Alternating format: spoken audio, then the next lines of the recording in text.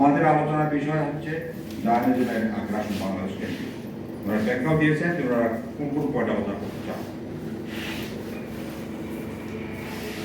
প্রথম কথা হচ্ছে আমরা জায়নিজম বলতে কি বুঝি এটা আমরা জানতে হবে। অনেকে জানেন সেই জিনিসটা। জুডাইজমকে আমরা এক করে ফেলি, মনে রাখা দরকার জায়নিজম এক জিনিস না। জুডাইজম হচ্ছে ওই ধর্ম, জায়নিজম হচ্ছে একটি আন্দোলন। সে আন্দোলনটা কিসের আন্দোলন? জায়ন হচ্ছে ফিলিস্তিনের একটা পাহাড়ের নাম। পরবর্তী সময় আলোচনার মাধ্যমে এটাকে পুরো ফিলিস্তিনে তারা বোঝাতে হবে। আমরা এটাকে ফিলিস্তিন বলি। ফিলিস্তিন আমরা কিন্তু আরবিও না, হিব্রুও না, এটা হচ্ছে রোমান শব্দ। আর রোমানরা যখন দখল করেছিল এটা প্রথম শতাব্দীতে খ্রিস্টীয় তখন তার নাম দিয়ে এটাকে ফিলিস্তিয়া বলতো, মানে দক্ষিণ ভূমধ্য সাগরকে তার বোঝাতে এটা দিয়ে। এবার আস্তে আস্তে নাম হয়ে গেল ফিলিস্তিন। এই জন্যই এবং আপনারা জানেন এই ফিলিস্তিন বলি বা সে এলাকার নাম প্রথমে ছিল কেনান নাম ছিল, সে কয়েক হাজার বছর আগে। পরবর্তী সময়ে সময়ে এটা ফেরাউনের এলাকায় দখল করে ফেলেছে। তখন তার নাম কেনানই ছিল, কিন্তু তাদেরকে দখল করার পরে ইসুফ আলাইহিস সালামের মাধ্যমে পরবর্তী সময় মুসা আলাইহিস নেতৃত্বে ফেরাউনদেরকে পরাজিত করে তারা কেনানে আসে এবং কেনানে তারা দখল করার চেষ্টা করে আস্তে আস্তে একটা দখল নেয়। এবং নয়, পরবর্তী বনি ইসরাঈলের মধ্যে যে দুজন বিখ্যাত নবী ছিলেন, একজন দাউদ আলাইহিস সালাম, একজন সুলাইমান আলাইহিস সালাম। সুলাইমান আলাইহিস সালাম 1000 শতকে এইটাকে পুরা ফিলিস্তিনকে নিয়ন্ত্রণে নেন, এবার এখানে নগর প্রতিষ্ঠা করেন এবং সেখানে একটি মসজিদ প্রতিষ্ঠা করেন তিনি। এর পরবর্তী সময়ে খ্রিস্টপূর্ব ৫ম শতকে এটা আবার দখল করে নিল। সেখানকার বাইরের সরকার গভর্নমেন্ট দখল করলো এবং অত্যাচার করলো, ফিরিতে প্রচুর অত্যাচার করলো সেই ইহুদিদের উপরে, ইহুদি মানে বলিস্তাদের উপরে, এবং তারা বিচ্ছিন্ন হয়ে গেল। এর কয়েক বছর পরে আবার পারস্যকে দখল করলো, সেখানে আবার অত্যাচার হলো। এভাবে এর অনেকদিন পরে আলেকজান্ডার দখল করলো। এখন আলেকজান্দ্রিয়া বলে মিশরের একটা জায়গার নাম আছে, আপনারা জানেন। আলেকজান্ডার দখল করলো এবং আলেকজান্ডার মারা যাওয়ার পরে মিশর এবং সিরিয়া মিলে এটাকে দখল করলো। তার মানে হচ্ছে ইহুদিরা বলি ইসরায়েলরা আল্লাহ এটাকে দিয়েছিল তাদের সত্য কথা, দাবি করে আপনি এটা গিফটের সত্য কথা, যে এদের বেইমানি, এদের অনাচারের কারণে আল্লাহ এদের বারবার বড় বড় বাইরের শক্তি তারা পরাজিত করেছে। নেবুসকে তারা প্রথম পরাজিত করেছে, এরপরে রোমানরা পরাজিত করেছে, পারস্য পরাজিত করেছে এবং সর্বশেষ হচ্ছে 634 বা 36 খ্রিস্টাব্দের দিকে উমরের নেতৃত্বে এটা মুসলমান দখল করে। মুসলমান দখল করার পরে ফিলিস্তিনের অধিকাংশ মানুষ ইসলাম গ্রহণ করে। অল্প কিছু লোক ইহুদি এবং ইহুদি ছিল, অল্প খ্রিস্টান ছিল, অল্প কিছু ইসলাম গ্রহণ করে নাই, আর অধিকাংশ মানুষ ইসলাম গ্রহণ করে নাই। তখন থেকে শুরু করে এবং 1099 সালে আপনারা শুনেছেন এর আগে, যেটা খ্রিস্টান শক্তি, ইউরোপীয় শক্তি এসে দখল করে ক্রুসেডের মাধ্যমে। এমন তারা ঘোষণা করেছিল, তখনকার যিনি পোপ ছিলেন তিনি ঘোষণা করেছিলেন যে 1007 এসে যাচ্ছে, মানে দ্বিতীয় মিলেনিয়াম আসবে। মিলেনিয়াম শব্দ আমরা বলি, ফার্স্ট মিলেনিয়াম শেষ হয়ে গেছে, সেকেন্ড মিলেনিয়াম শুরু হবে। এখন যিশু আসার সময় হয়ে গেছে, ঈসা আসার সময় হয়ে গেছে, এখন এটা আমার দখলে থাকতে হবে। এটা হচ্ছে এন্টিক্রাইস্টের দখলে। এন্টিক্রাইস্ট বলতে দাজ্জালকে তারা বোঝাতো এবং তারা এটা উদ্ধার করার জন্য তারা ইহুদি সমস্ত ইউনিভার্সিটিকে বন্ধ করলো এবং প্রতিরোধ সৃষ্টি করে এটা দখল করে ফেললো। মুসলমান দুর্বলতার কারণে দখল করলো। এরপর প্রায় 87 বছর পরে সালাত আইবের নেতৃত্বে যা পুনর্দখল হয়। এরপর থেকে এটা মুসলমানদের হাতে আছে। কিন্তু আমরা যদি মধ্যবর্তী ইতিহাস সমস্ত খলিফাদের সময় যা মুসলমান হাতে ছিল, 1870 সালে আমরা নেই দেখতে পাবো। 1880 দিক হিসাবে দেখা গেছে ইহুদি ছিল 12,000 মাত্র ছিল ইহুদি। পুরো ফিলিস্তিনি ইহুদি সংখ্যা ছিল 12,000 এবং তারাও ছিল মানে ধর্মীয় তৃপ্তে যাত্রীর মতো এরা থাকে এখানে এটুকু ছিল। আর বাকিরা সবই ছিল মুসলমান। এবং 1920 পর্যন্ত মুসলমানরা ছিল 88%, 12% ছিল ইহুদি। এরপরে যখন রাশিয়াতে যখন 1880 সালের পরে প্রোগ্রাম চালু হল, প্রোগ্রাম মানে হচ্ছে ইহুদি বিতরণ কর্মসূচি রাশিয়া চালু করলো এবং বিতরণ কর্মসূচি করে সাধারণত ইহুদিতে যাওয়া যায় নাই। ইউরোপের চাপ সৃষ্টি করলো, ইউরোপের মধ্যে একটা সমাজ তৈরি করলো, ইউরোপের চাপ সৃষ্টি করলো। তখন সেই সময় একটা আন্দোলন শুরু হলো জায়নের নামে। জায়ন শব্দটি থিওডর হার্ডল চয়ন করেন নাই, তবে তিনি তার আন্দোলনের মূল প্রবক্তা। তিনি বললেন জুইশ স্টেট। জুইশদের চরিত্র ছিল যেখানে তারা যেতেন কিন্তু মধ্যে ব্যবসা বাণিজ্যে তারা ভালো করে করতো এবং আস্তে আস্তে সব দখল করে ফেলত। তখন একটা স্থানীয় লোকেরা সবভাবে খুব এদের মধ্যে বিদ্বেষ্ট হয়ে যেত, ওদিন পরে তারা নষ্ট করতো। রাশিয়া হয়েছে, ইংল্যান্ডে হয়েছে, প্রায় সব জায়গায় রাশিয়া ইত্যাদি করে আমরা সবাই জানেন এগুলো।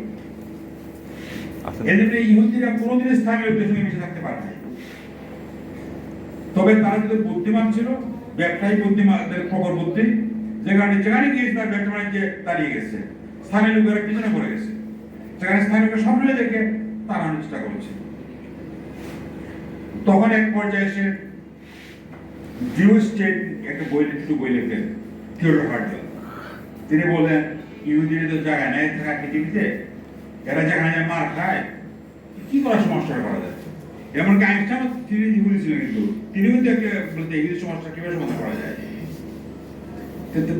হার্টল যে প্রস্তাব দিয়েছিল যে ইহুদিদের রাষ্ট্র দরকার, ছোট হোক বড়, এই রাষ্ট্রটা যদি ইহুদিদেরকে রাষ্ট্র সবাই থাকে কেনে তাহলে নিরাপত্তা আরোগ্য হবে। খুব ফাস্ট আইডিয়া এবং রাষ্ট্রপতি পাওয়া যাবে। তখন দুইটা মত দেখা দিল।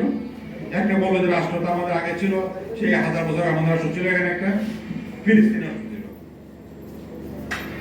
তখন তিনি হার্জল তিনি গেলেন ইংল্যান্ডে, গিয়ে ইংল্যান্ডে তখনকার চেম্বারলেন পররাষ্ট্র সচিব, তার সাথে কথা বললেন যে আমাদেরকে এক রাষ্ট্র ব্যবস্থা করে দেন। তা আপনি প্রস্তাব দিলেন যে আপনাদের তো সাইপ্রাস আপনার দখলে আছে। উনি প্রথমে হার্জল প্রতি গিয়েছিল আব্দুল হামিদের কাছে, গিয়ে বললাম আমাদের কিছু জায়গা দেন, এখানে আমরা একটা কলোনি করবো, মানে কিছু লোক থাকবো আমরা কাছে। কিন্তু আমি রাজি হয়নি। তখন তিনি গেলেন ইংল্যান্ডে গিয়ে বললেন যে আমাদের কিছু ব্যবস্থা করেন, আপনাদের সাইপ্রাস আপনাদের দখলে আছে, এখানে আমাদেরকে থাকতে দেন। সে বললেন না, এখানে থাকতে দেওয়া যাবে না, তোমাকে দিতে পারি উগান্ডা দেশ আফ্রিকায়, এখানে তোমরা রাজি থাকো, আমি দিতে পারি। হাত রাজি হয়ে গেল উগান্ডার জন্য। উগান্ডা রাজি হওয়ার কারণে সমানো যেটা হলো ওয়ার্ল্ড জায়নের সমানতা তৈরি হলো, এর মধ্যে বিরোধ তৈরি হলো যে হার্জল কি নেতা হয়ে আবার সে আমাদের দাবি না মেরে উগান্ডা মেনে নিল না, তার নেতৃত্ব মারা যায় না। সে কিছুদিন পরে বদলে মারা গেল। মারা যাওয়ার পরের বছরে তারা সম্মেলন করে ঘোষণা করলো যে আমরা ইহুদি রাষ্ট্র কায়েম করতে চাই ফিলিস্তিনে। তখন ফিলিস্তিনে তো 12-13% ইহুদি মাত্র আছে, তাও অনেক লোক বাইরের লোক, আর বেশি সব লোক বাইরে মুসলমান সেখানে। এরপরে ইহুদির আন্দোলন যারা চালালো তারা তখন প্রাণ নিল জায়গা কিনতে হবে। ফিলিস্তিনে বহু লোকের জায়গা আছে যারা বাইরে থাকে, ফিলিস্তিনের বাসও করে না, কিন্তু জায়গা এদের হাতে আছে। বড় বড় সামন্ত প্রভু যারা আছে, জমিদার যারা আছে, এদের কাছে জায়গা কিনতে হবে।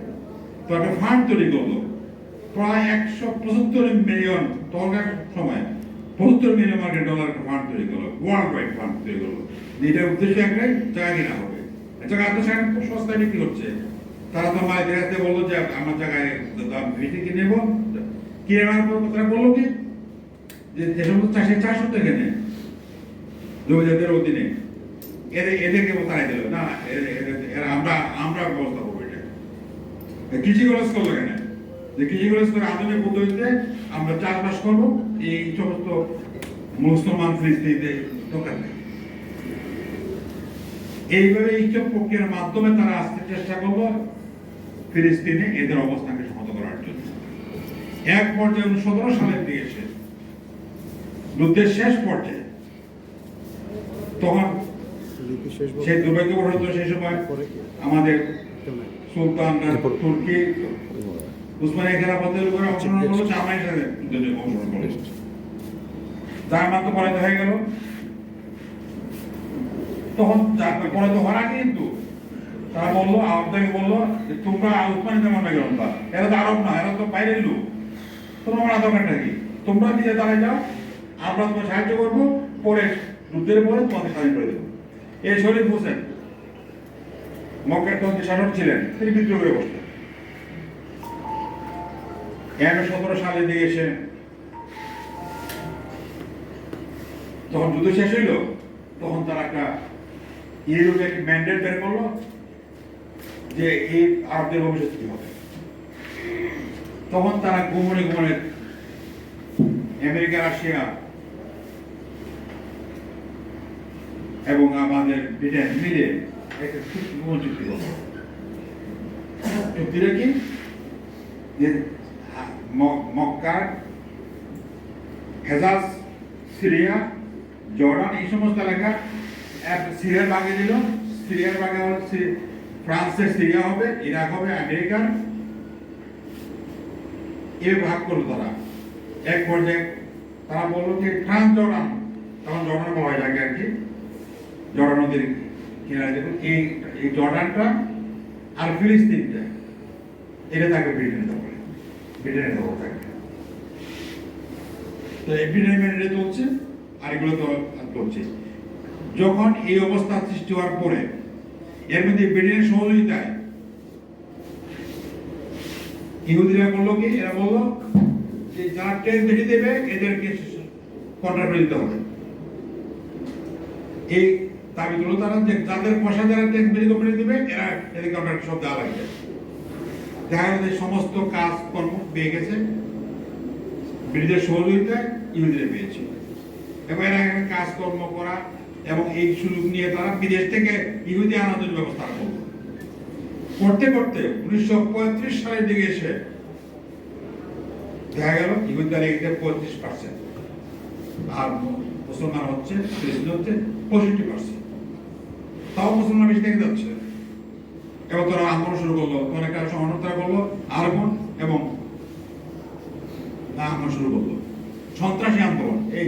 এই বেগিন ছিল প্রধানমন্ত্রী, সেও এক নেতা ছিল, সে একটা সন্ত্রাসী নেতা। তারপরে আরেকজন ছিল যে আপনি মনে আসছে আমার, সেও প্রধানমন্ত্রী হয়েছিল। এরা তো তখনকার সময় 1940 সালের দিকে এরা তো এই সংগঠন, আরবন সংগঠন, গ্যাং, এই সমস্ত স্টান্ট গ্যাং, এইগুলো করে তারা মুসলমানদের বিরুদ্ধে এবং এমনকি ব্রিটেনের বিরুদ্ধে সংগ্রাম শুরু করলো, যে তুমি চলে যাও এখান থেকে, আমরা এটা আমাদের দেশ। এবং 46 সালে এমনকি তারা ব্রিটেনের মন্ত্রীকে মেরে ফেললো, বোমা মেরে, এক হোটেলে বোমা মারছিল। এদের আধুনিক সন্ত্রাসের জনক হচ্ছে ইহুদিরা, এটা মনে রাখতে হবে তাকে, আধুনিক সন্ত্রাসের জনক তারা। যাই হোক, শেষ পর্যন্ত 47 সালে ঠিক করলো যে আমরা চলে যাবো। 48 সালে এরা ঘোষণা করলো আমরা স্বাধীন ফিলিস্তিনে। এবং এরা যাওয়ার ভাগ করলো, ফিলিস্তিনের একটা অংশ ভাগ করলো, ইহুদি ভাগ করলো। কিন্তু 48 সালের ভিতরে তাড়াতাড়ি যে অংশ ফিলিস্তিনের অংশ এরা ভাগ করেছিল, অর্ধেক হয়ে গেল। এবং মার্চ 2000 পর যুদ্ধ বেঁধে গেল, যুদ্ধ বেঁধে পরে যুদ্ধে মুসলমানরা হেরে গেল, দুর্ভাগ্য মুসলিমরা হেরে গেল। এবার আস্তে আস্তে টাকা দখল, কলোনি তৈরি করা, বাড়িঘর তৈরি করা, এটা চলছে এদের প্রক্রিয়া করতে করতে এক পর্যায়ে এসে 60 সালে যুদ্ধ হলো, আপনারা সবাই জানেন।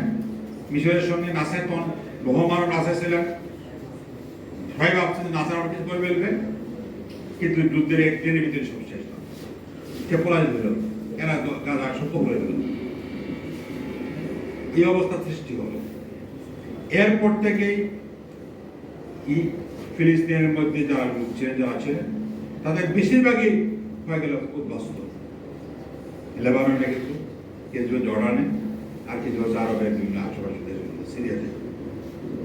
এবং বর্তমান অবস্থায় জানা যায় তারা পৃথিবীতে 1 কোটির উপরে ফিলিস্তিন আছে।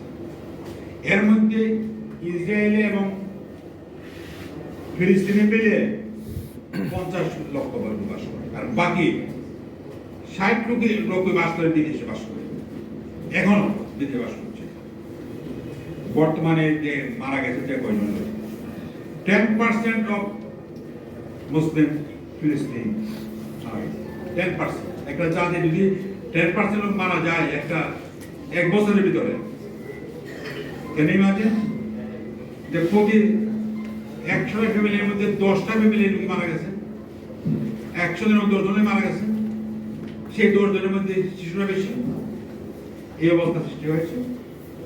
এখন যে কথাটা আসছে যে আমাদের করণীয়টা কি? আমাদের করণীয় এইসব সেখানে বহু আন্দোলন হয়েছে, আপনার হেজারাবাদ আন্দোলন করেছে, নেতা আলফাদা নেতা ছিল মাহমুদ আব্বাস, মারা যাওয়ার পরে মারা যাওয়ার মাহমুদ আব্বাস ক্ষমতায় আসছে, কিন্তু দেখা যারা ওই করছে কিন্তু কাজ হচ্ছে না। বর্তমান দিচ্ছে মাঝখান দিয়ে আবার চলেছিল বামদের একটা সমান করে আসছিল, এবং এরা কিন্তু একসময় 70-এর দশকে বোমাবাজি করা খুব বেশি করতে পারে। এরা করেছে, এক মহিলা ইসরায়েল বিমান হাইজ্যাক করেছিল, আপনারা অনেকে তোমরা সবাই যারা বলেছে শুনছেন, তখন সারা দুনিয়াতে খুব নাম ডাক, বামদের দেশগুলোতে সব নাম ডাক, বিরাট কাজ করে ফেলেছে। এক সময় অলিম্পিকের খেলোয়াড়দের হাইজ্যাক করলো, খেলোয়াড়দের প্রায় বিশাল মারা গেল সেখানে। এইসব কাজ হয়েছে, কিন্তু রেজাল্ট আসে নাই। এই সমস্ত অবস্থা দেখে ইয়াসের নেতৃত্বে সেখানে একটা তারা আচরণ করছে, এই আন্দোলনটাই হচ্ছে ইন্তেফাদা। মানে এরা বললো আমরা অস্ত্রে আন্দোলন করবো না, আমরা হচ্ছে বয়কট, বিক্ষোভ, এগুলো আমরা এই আন্দোলনটা 90 দলে খুব সারা জাগালো এবং অনেক লম্বা সব তারা তৈরি করলো। এবং এই আন্দোলনটার ইসমাইল হানিয়া পরবর্তী সময় তারা ইলেকশন হইলো, তারা সব জিতে গেল। এবং জিতার পরে দুর্ভাগ্যবশত আমেরিকা সহ ইউরোপের সব দেশ এদেরকে সাহায্য বন্ধ করে দিল। কেন বন্ধ হলো? এরা সন্ত্রাস, যারা সন্ত্রাসের করলে কিছু তারা বলছে না। এই অবস্থা এসে এরপরে তো এই পর্যন্ত আসলো। মাঝখানে ক্লিন্টন ক্ষমতা আসছেন, তিনি চেষ্টা করলেন 2 রাষ্ট্রের একটা সমাধানের ব্যবস্থা করলেন। এখন এই আমাদের 2 রাষ্ট্রের সমাধানের কথাটা আমি সব বলে আসছেন, এটা অনেকে সমালোচনা করেছেন, কিন্তু বাস্তবতা কত করি। আমরা ইসরায়েল অবৈধ মানি, আমরা নিজেরা বলছি যে ইসরায়েল অবৈধ, কিন্তু এরা কখন বসে গেছে করবেন কি? হয় তাদের উৎখাত করতে হবে, উৎখাত করতে হলে করতে হবে কি 200 কোটি মুসলমান দিয়ে এক পেয়ে যায়, মুসলমানের করে লাভ নাই। 200 কোটির শাসক যারা আছে, 49টার মতো দেশ মুসলিম দেশ আছে, এরা যদি এক হয়, এরা যদি সবাই মিলে করে, তাহলে হয়তো সম্ভব এটা, কিন্তু এক হবে দিন দিন স্বীকৃতি বেড়ে যাচ্ছে। আমিরা স্বীকৃতি দিয়েছে, তারা স্বীকৃতি দিয়েছে, সৌদি আরব তারাই ছিল স্বীকৃতি দেবে, কিন্তু এই ঘটনা ঘটে যাওয়ার পরে সৌদি আরব একটু ভয় পেয়ে গেছে। যদি 7ই আগস্টের অক্টোবর ঘটনা না ঘটতো গত বছর, তাহলে এখান থেকে কয়েক মাসের মধ্যে সৌদি আরব সমর্থন করে ফেলত, যে ঘটনা ঘটে যাওয়ার পরে সৌদি আরব মানুষ লৌকিকতা থাকলে বলে না মানুষের, এমন বাধ্য হয়ে বিরত আছে। আমাদের তুরস্ক স্বীকৃতি রাখছে জন্ম থেকে। তুরস্ক খেলাফত যাওয়ার পরেই কামাল পাশার যুগে এটা স্বীকৃতি দেওয়া হয়ে গেছে, বুঝতে পারছেন? এখন যাই হোক, কথা হচ্ছে তুরস্ক এখন স্বীকৃতি দিতে পারছে না, কারণ মুসলিম জনমতে এমন জায়গা গেছে যে স্বীকৃতি দেওয়ার পর সরানো যায় না। আমরা তুরস্কে বলেছে অনেক কাজ করেছে, অনেক মারা গেছে, সবই সত্য কথা, কিন্তু দেশের জনমতে একটা অংশ আছে ঠিক কথা করতে চায়, কিন্তু বড় অংশ যেটা পয়সাওয়ালা অংশ যেটা গভর্নমেন্টের কর্মকর্তারা এটা চায়, যে কারণে গভর্নমেন্টের রক্ষা করতে গিয়ে তিনি স্বীকৃতি কথা বলতে পারছেন না। কয়েকদিন আগে পাকিস্তানে প্রশ্ন আসতে স্বীকৃতি দেওয়া উচিত, পাকিস্তানে প্রবেশ হয়ে গেছিল স্বীকৃতি দেওয়ার জন্য, অনেক আপদ থামছে। বাংলাদেশের প্রশ্ন যে আসছে, বাংলাদেশে আমরা সবসময় বিরোধিতা করেছি, ভারতও বিরোধিতা করেছে, কারণ ফিলিস্তিনের আন্দোলন শুরু হয় যখন, তখন ভারতের যে নেহরু সাহেব ছিলেন তারা একটা থার্ড ওয়ার্ল্ড কান্ট্রিতে আন্দোলন করেছিল, এবং সেখানে ফিলিস্তিনের কিছু ছিল, সেখানে ভারত বরাবরই ফিলিস্তিন পক্ষে ছিল, কিন্তু মোদী আসার পরে ধীরে ধীরে আস্তে আস্তে তারা ফিলিস্তিনের পক্ষে এবং 71 সালে যুদ্ধের সময় তিনি ভারতের জেনারেল ছিলেন ফিল্ড মার্শাল জ্যাকব, তিনি ইহুদি, আপনি অনেকেই জানেন বোধ হয়, ইহুদি বংশোদ্ভূত তিনি ছিলেন জ্যাকব সাহেব।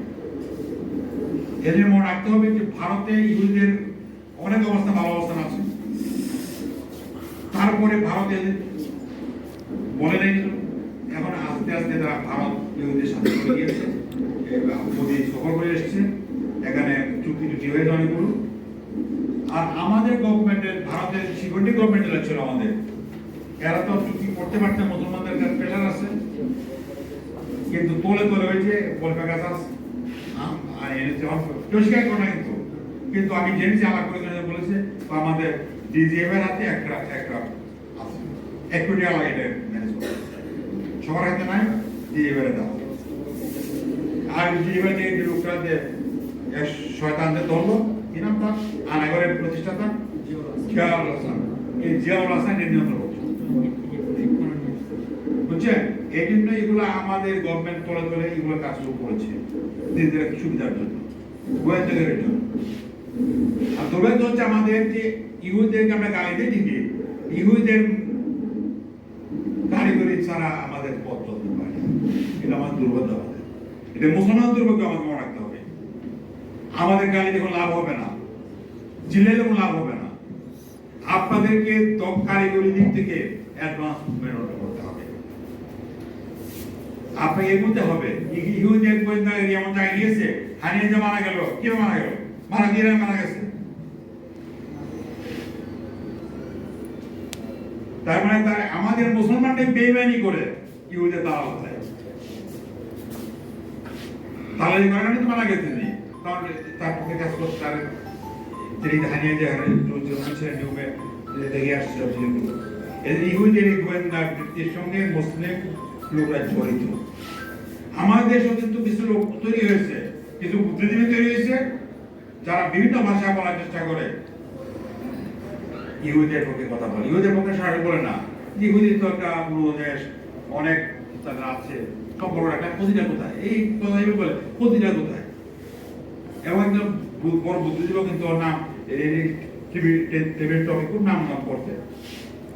কিন্তু আমাদের মনে রাখতে হবে, আমাদেরকে ঘরের শত্রু ভীষণ যাদেরকে বলি আমরা, এদেরকে দমন না করতে পারলে শ্রীবন্ধের কাজ হবে না। যারা নিজেরা বেইমানি করে ফিলিস্তিনিদের স্বার্থ, মুসলমানদের স্বার্থের বিরুদ্ধে কাজ করে, এদেরকে আমরা সহ্য করা উচিত নয়, যত মহানুকি হোক না কেন। এজন্যই প্রিয় ভাইরা, আমাদেরকে প্রথম হচ্ছে জ্ঞান বিজ্ঞানে দক্ষতা অর্জন করতে হবে, খালি কপি করে করে শিখতে হবে না। এরা বানাইবে, আমরা ব্যবহার করবো, এটা না ব্যবহার করবো আমরা, না বানাবো আমরা, এই দক্ষতা অর্জন করার প্রয়োজন। এর সঙ্গে ইমানি শক্তি অর্জন করতে হবে, ভয় পেলে চলবে না। আমাদের বাংলাদেশে অনেক লোক আছে এমন বুদ্ধিজীবীরা বলে, আরে আমরা তো ছোট দেশ, একটা ভারত তো বড় দেশ, আমরা কি করবো, এই মরাই মরে যেতে পারে।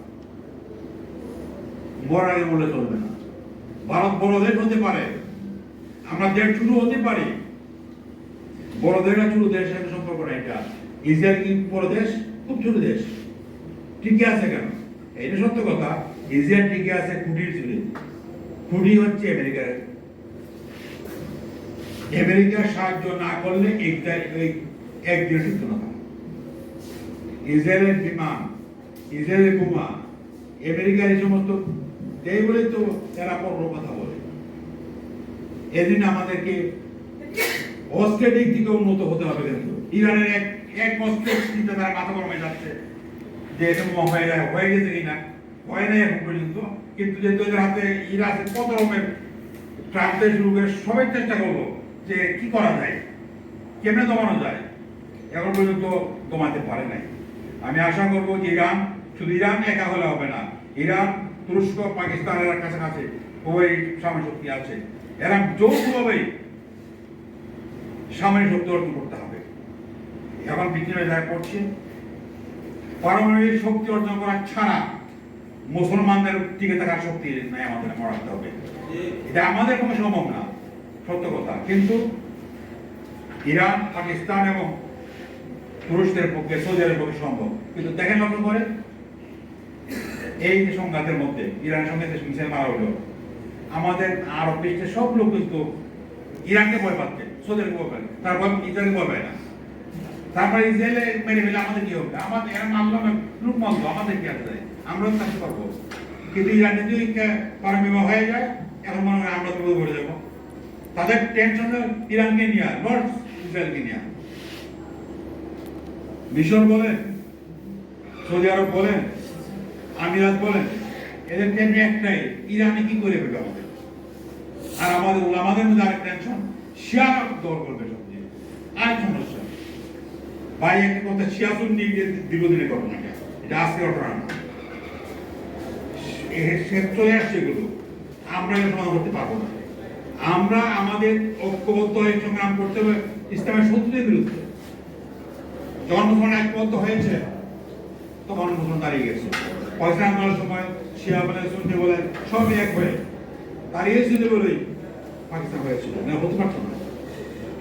আমাদের মনে রাখতে হবে, যদি ফিলিস্তিনিকে আমরা হটাতে চাই, যদি ইসরায়েলকে যদি আমরা যদি আমাদের মুসলিমদের চাই, তাহলে স্লোগানে আর কিছু বোমাতে বলবো কাজ। আমাদেরকে আধুনিক উদ্যোগ করতে হবে, সঙ্গে সঙ্গে উম্মাহকে ঐক্যবদ্ধ হতে হবে। বিশেষ করে উম্মাহদের স্বাধীনতা আছে, তাদের পরিবর্তন করে ইসলামপন্থী স্বাধীনতা পাঠাতে হবে। এটা জরুরি বিষয়, কিন্তু মনে রাখবেন, সেগুলো বসাবেন, তার দ্বারা ফিলিস্তিন উদ্ধার হবে না। ইসলামপন্থী শাসক বসাতে হবে, এক দেশে নয়, সব মুসলিম দেশে। তাহলে মুসলমান শান্তি আসতে পারবে, মুসলমানদের সমৃদ্ধি আসবে, আমাদের অভাব দূর হবে। তারা বলে আমার বোনের শান্তি দেওয়া সারাক্ষণ আমাদের পথ একটাই, যে সহদেশ ইসলামী করার ব্যবস্থা করা এবং মুসলিম উম্মাহকে ঐক্যবদ্ধ করা। যদি ঐক্যবদ্ধ করতে পারি এবং আমরা ভেদাভেদ ভুলে গিয়ে আলেম ওলামারা সবাই মিলে এইসব এই ফেরকাবাজি, দ্বন্দ্ব, বস্তুগিরি সব বাদ দিয়ে এক মুসলমান, এক কেবলা, এক কালেমা, এক কেবলা, যে আমরা বিশ্বাস করি, যদি একে পথ, আমাদের এক কথা বিভেদ বন্ধ করতে হবে। আর যারা ফিলিস্তিনের দুশ্মন, ইসলামের দুশ্মন, ইসরায়েলের যারা দাল, যারা গোয়েন্দার সঙ্গে জড়িত, এদেরকে চিহ্নিত করে এদেরকে আমাদের সমাজ থেকে বের করে দেওয়া, এত বিকল্প আমরা করতে পারি, তাহলে সামনে ভবিষ্যৎ আসছে। না করতে পারি যদি আমরা, তো ভবিষ্যৎ বানাতে পারি। এবং আপনারা সবাই জানেন, তার দ্বারা আসবে ইহুদির কাছে বলা আছে, ক্ষেত্র তৈরি হচ্ছে। হতে পারে যে আপাতত সম্ভাবনা আমি দেখছি না কোন সমাধানের, হয়তো তার আসার পরে ইসরায়েল আসবেন, মেহেদি আলাইহিস সালাম আসবেন, তারপর সমাধান বেরোবে। আমাদেরকে চালিয়ে যাবে সংগ্রামটা। এই মুহূর্তে ইসরায়েল ধ্বংস হোক আর না হোক, আমাদেরকে দাঁড়াতে হবে, ঐক্যবদ্ধ হতে হবে। ও সংগ্রামের মাধ্যমে, চেষ্টার মাধ্যমে সময় যখন আসবে, তখন আমরা ইনশাআল্লাহ এই পৃথিবীতে আবার দাঁড়াতে পারবো। এবং তার নেতৃত্বে নিয়তি শক্তি যারা আছে এবং যারা পরিচয় শক্তি আছে তাদেরকে পরাভূত করে আবার ইসলাম পৃথিবীতে দাঁড়াবে। তবে সেটা আমাদের সময় ব্যাপার, এখনই হবে না। তবে আমরা আশাবাদী, আমাদেরকে চেষ্টা করতে হবে, ঐক্যবদ্ধ হতে হবে। সবার আগে ইসলাম কায়েম সারা দুনিয়া হওয়ার আগে তো নিজ দেশে হওয়া দরকার আছে।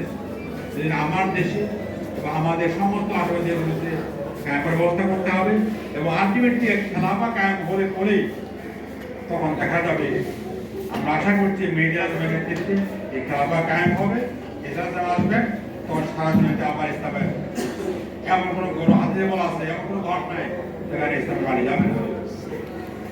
কাজে এই অবস্থা তৈরি করতে হবে। আল্লাহ আমাদেরকে সেই দিন দেখার সুযোগ দান করুন এবং অপরাধে কাজ করার তৌফিক দান করুন। আমাদেরকে শুধু আবেগপ্রবণ না হয়, চিন্তা ভাবনা করে বিবেক কাজে লাগিয়ে আপনার তৌফিক দিন। আর যে কথা সে কথা বলবো, আমাদের পাসপোর্টের যে এক্সপায়ার ইসরায়েলি কথাটা কিনে দেওয়া হয়েছে, আমি এনে যাই আমরা এটা করলাম না, পরে আমি আপনি করে নিই না, এটা আগে করা স্বীকার করে না। শেখ হাসিনা দিয়ে আমাদের সরাসরি দিয়ে শেয়ার করে না, পড়াশোনা শেয়ার করে না। তার মানে একটা এখানে জালিয়াতি কাজ করছে। এই যে কাজগুলো এই জন্য আমাদের এই গভর্নমেন্টে আসছে, আমরা আশা করি, আমরা দাবি জানাচ্ছি, তারা অতি সত্ত্বর নতুন পাসপোর্টে অ্যাকসেপ্ট এবং তাদের পুরোনো আছে এটাকে তো সিমেন্ট দেওয়া যায়। এরপরে যে কথা আসছে আপনার পাঠ্যপুস্তকে ফিলিস্তিনের জায়গা যেটা আছে ঢাকা যায়, তারপরে ইসরায়েলকে মেপ আনতে অসুবিধা নাই, যে জিনিসপত্র আছে বিভিন্ন অবৈধ রাষ্ট্র এটা উল্লেখ করতে হবে। জোর করে বসা তারা অধিবেশী নেয়, অধিক মুসলমান অধিবেশী মানে আগে ফিলিস্তিন আছে, এরাই গ্রহণ হয়েছে। অরিজিনাল ফিলিস্তিনিদেরকে বলি আমরা, অরিজিনাল কেনানি যারা এরা তো মুসলমান না এখন, আর বহিরাগত যারা আছে এরা তো বাইরের লোক। এই জন্যই এখন আমাদেরকে পাঠ্যপুস্তকে আমাদের বোঝাতে হবে যে ইহুদি অবৈধ রাষ্ট্র, ফিলিস্তিনিরা সংগ্রামে আছে, তাদেরকে এই সংগ্রামে জড়িত করা আমাদের উচিত। এটা আমার ইমানের দাবি। কাজে আমি আশা করছি এই গভর্নমেন্ট এগুলো নজর দেবে, আমরা দাবি জানাচ্ছি এগুলো করার জন্য। আল্লাহ আমাদের সবাই তৌফিক দিন। আসসালামু আলাইকুম ওয়া রাহমাতুল্লাহি।